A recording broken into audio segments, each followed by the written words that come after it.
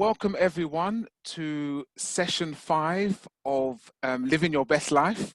For some of you, this is your first session, so welcome. And I will just give you a brief overview of how the sessions work. So in terms of these bespoke workshops, there is the initial part where I will go over some slides based on the theme. Today is around overcoming challenges. And then we get the chance to break off into groups and have discussions based on the topics that have been explored. And that's a great opportunity for you to connect with other people, share experiences, and learn from other people's areas of development and also where they've overcome situations. So as always, my workshops are designed to unlock insights to make you be more aware and to create a better understanding of yourself so that you are able to live your best life. Oh, I have to plug in. So in terms of, so we'll do a quick recap over last week for those who wasn't available or able to join the sessions. And as always, you can go onto my YouTube channel, which is Ezra, A.K.A. Voice of Reason, and you can recap on all the other sessions that have already taken place. So last week we looked at self-leadership, and I'll just briefly go over some of the points that we discussed. So leadership is seen through action. That's the greatest way to demonstrate and show your leadership. And as the picture kind of shows there, we've got the boss at the top who's letting all the people underneath him fall down and he's just concerned about themselves. And the leader is the one that's helping and lifting up and elevating other people. And, you know, leadership is about, it's not about forcing yourself on people, but it's about inviting them on a journey that they would want to come to based on what they see in you. The other thing we looked at was around self-leadership. And in terms of the problems that can come up with leadership, which is TLT, too little time, times people, times power. And so we kind of looked at how time management is really vital to help us to manage our time more effectively so we can do the things that we need to do. In terms of people, we looked at the importance of 40% of your attention going on yourself, because if you're leading yourself on a day-to-day basis, when something comes up and you need to help to lead someone else, you've already been trained in what you need to do. So it becomes a lot easier. And the third part was around the power. And we kind of looked at that if you learn to rule and control your own spirit, and you are able to make decisions, you know, by weighing them up and really thinking it through, then that enables you to be a great leader for others because you've already trained yourself in doing that. You've already been able to do what is right over what is easy. You've already been able to hone in the skills of thinking before you act. So you can give other people advice and help them in situations, giving examples of your own life as well. So it's really important that we are able to deal with those 3 areas that often is a problem for leaders. And as I highlighted in the workshop last week, that you don't have to be a manager to be a leader, and you can be a manager and not be a leader. So it's really important that we understand leadership is for all of us. It's skills that you can develop and grow in. And the last thing we looked at was around investing time in these 3 simple principles, simple principles that can help you to elevate your self-leadership. So the first one was around self-awareness. So being aware of yourself, being aware of the traits that you are sometimes operating out of that you sometimes or you may want to avoid. And we done that by looking at how have you been led by others and what were some of the attributes that they had that you didn't necessarily like. And then judge yourself by that same standard. Are you operating in those same characteristic traits? And if you are, how are you going to improve it? The second part was self-reflection. So it was about reflecting either at the beginning or the end of your day. Reflection is so important to help us to be aware of what are the things we're doing that we want to continue and grow in, and what are the things that we may have done that we think actually next time I want to try and do better and avoid that. And the third stage was around self-regulation. So, and it was around reframing tool that we use. And it was about when something comes up and it annoys you or you're frustrated by it, take a time out and just really on a scale of 1 to 10, 1 being low, 10 being high, how did it rate on that scale? How important is it to you? And by doing that, it can sometimes take away a lot of the agitation and the annoyance that we have to that situation. Because we can find that sometimes really in the scheme of things, it's only a 1 or a 2. Why am I getting myself all upset around this? And so it helps you to then operate in the appropriate manner when a situation comes up. And by doing that, you demonstrate leadership. Because as the saying says, actions speak louder than words. So that's a quick recap on what we looked at last week. Like I said, if you want to watch it in full detail, then you can catch it on my YouTube channel. So on to this week, we're looking at overcoming challenges. And, that is something that we all will face at different stages in our lives, sometimes several times in one day. And so it's really important that we learn how to address and how to deal with challenges when they come up. And so I wanted to start off with this, which is about building muscle. And so how do people build muscle when they want to increase in mass and size? So this guy struggling to open, a jar, to becoming much stronger and able to deal with, bigger problems, lift bigger amounts of weights, etc., etc. So we have a thing which is known as muscle hypertrophy. And it's basically the increase and the growth of muscle cells through exercise. And it occurs when fibers of the muscles sustain damage or injury. And it's really important as we go through this that we can understand, because this is a metaphor or something that also has to happen psychologically. Okay? So when people exercise, they're actually damaging their muscles, right? That is a part of the process. Okay? The body repairs those damaged fibers by fusing them, which increases the mass and the size of the muscles. So when you see someone that's really toned and really ripped, they have gone through this process several times of damaging their muscles, it repairing and rebuilding back. Okay? Now, in other words, in order to build muscle, one must be willing to go through pain. And that is the same psychologically.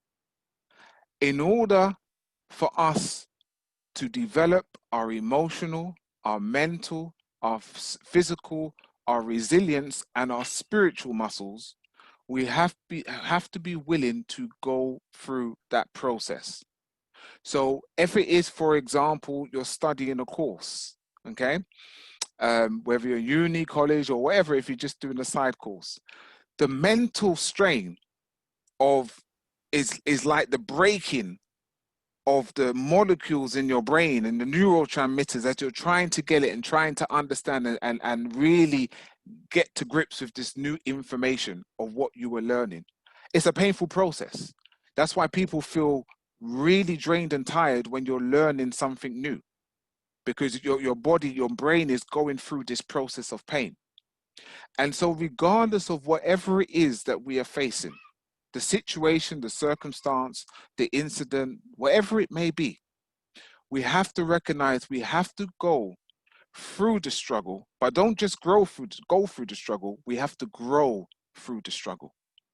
And so one of the interesting things about resilience is no one is born with it. No one has a greater amount of it when they're born. It is something that is only developed through facing obstacles, through facing trials, through overcoming situations. That's how people grow in resilience. The people who are the most resilient have just been through more things and were willing to go through that process, just like we do when someone wants to build muscle mass. And so the challenge is for all of us is that there is a sharpener which is symbolic of the difficulties, the problems, the troubles, and the issues we will face in our lives, whether they're small hills or massive mountaintops. They represent the sharpener. And every single one of us today represents the pencil. And that pencil is symbolic of your character, your resilience, and your strength. Now, when you buy a brand new pencil, it looks great. It's got no marks, no scratches. But in terms of the purpose of what it's meant to do, in terms of writing, it cannot do it unless it goes through the sharpener. And so where you see people who haven't grown, living out their comfort zones, haven't developed resilience, is because they're always avoiding the sharpener.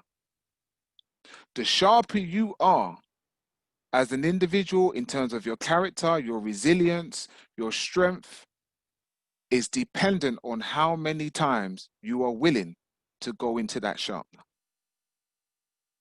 And so in life, life will always present us with many different challenges, many different struggles, many different situations.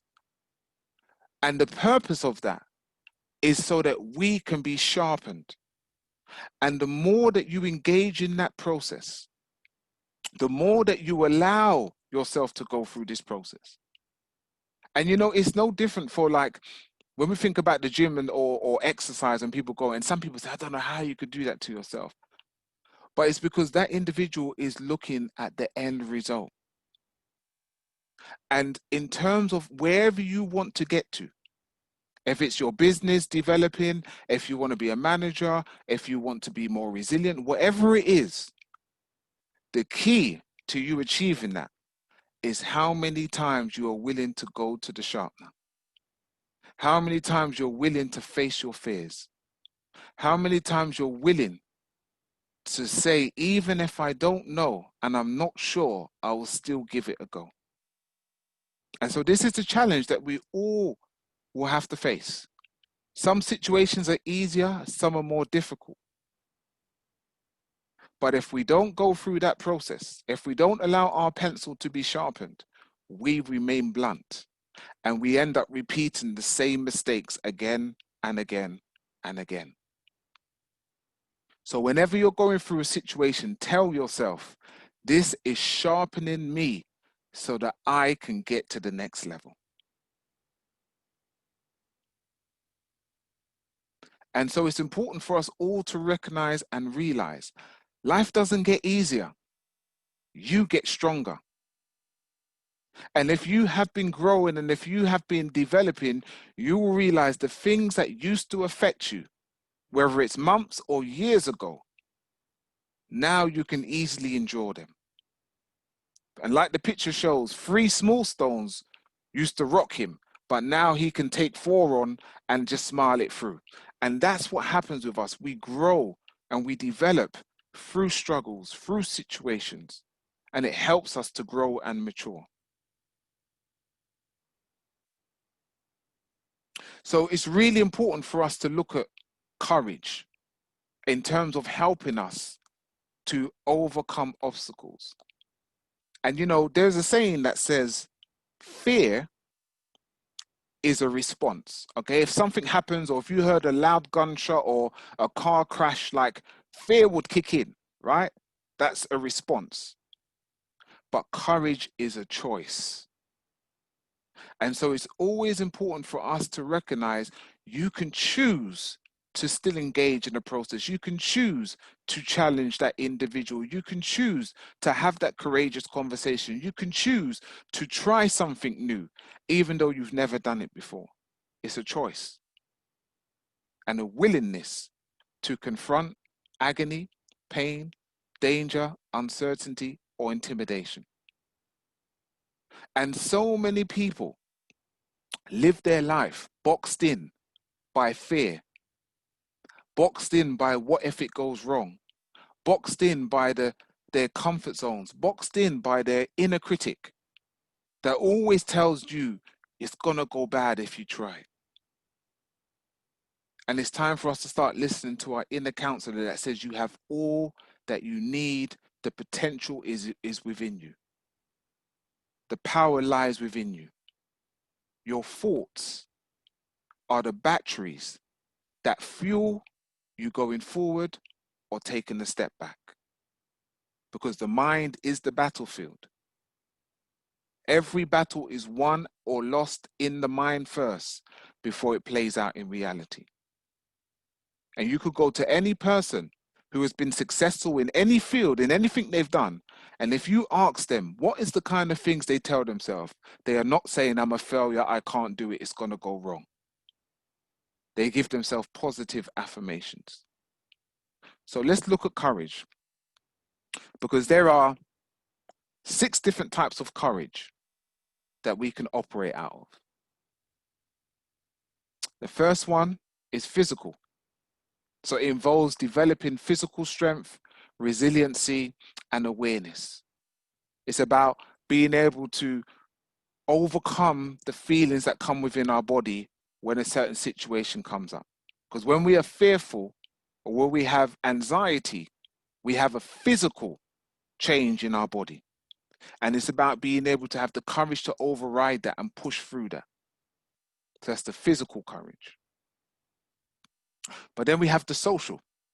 And this involves the risk of social embarrassment or exclusion, being unpopular or rejection.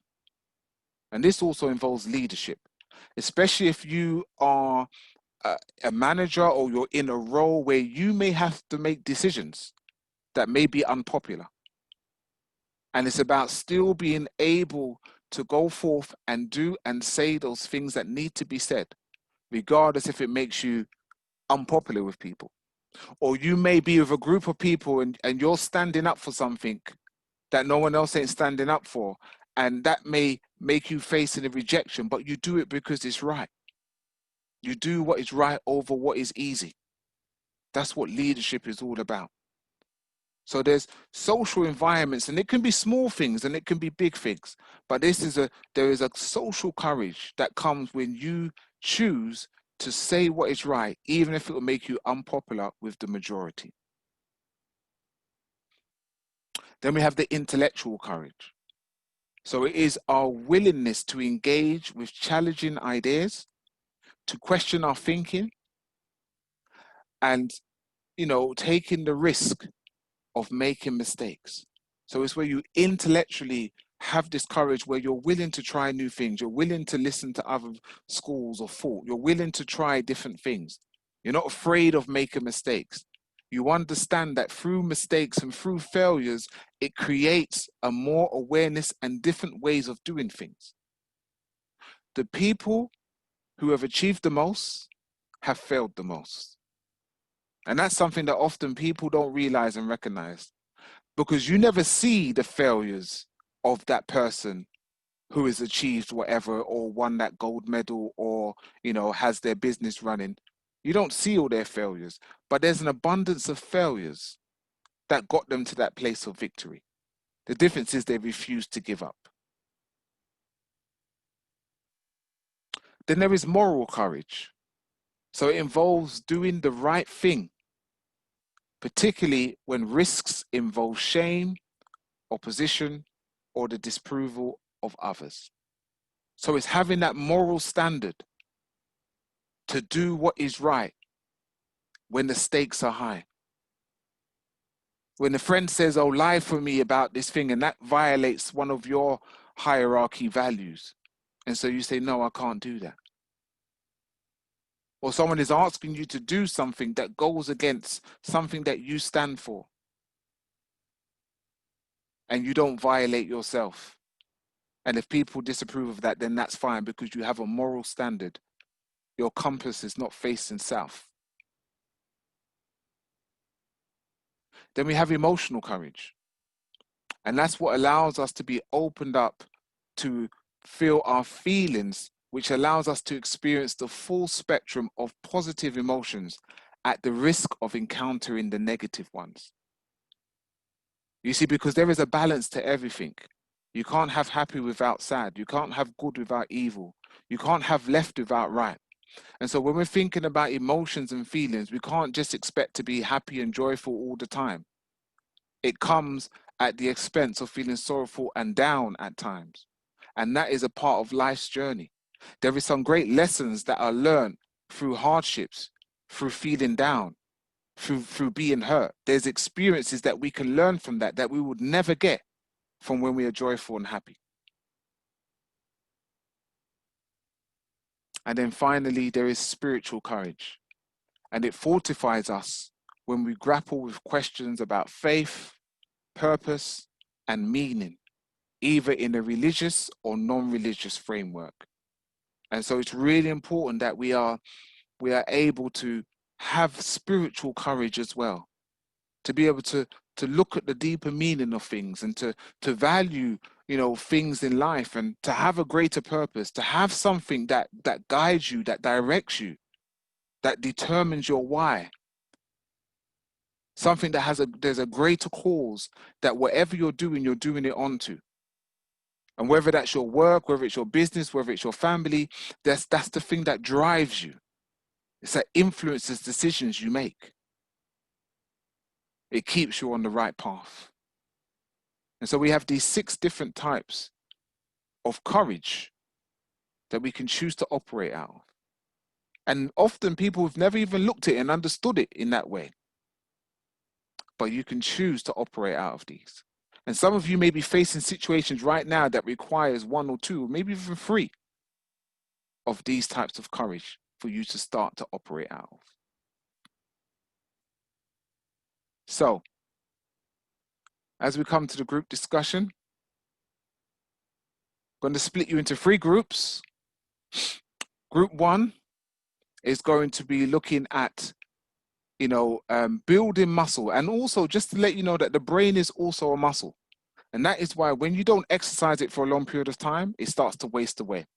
And that's why if you studied something and you don't look at it for a long period of time, you can barely remember a lot of the information, and it takes a while for it to come back. So for group 1, what are the kind of situations where you need to build muscle?